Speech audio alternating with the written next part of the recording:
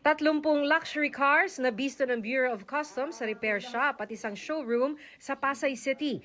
Hinihinalang may kinalaman ang mga ito sa Pogo. Inaalam pa kung dumaan ito sa tamang proseso at kung nagbayad ng buwis. Bukod sa bentahan ng bulaklak, condoms, libreng pinamigay sa Maynila ngayong Valentine's Day. Pero ang isang grupo ng mga pro-life, tinapatan niya ng pamimigay ng tsokolate at rosaryo kung isusurrender ang natanggap na condoms. You want to keep safe sex, so let's keep both of us safe. Let's use condoms. That's it.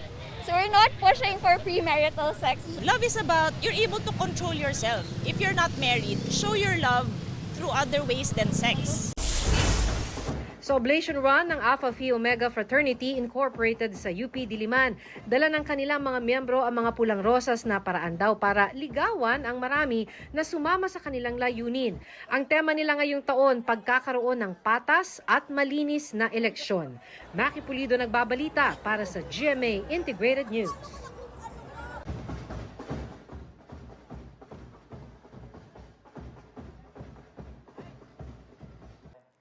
Huwag magpahuli sa mga balitang dapat niyong malaman. Mag-subscribe na sa GMA Integrated News sa YouTube.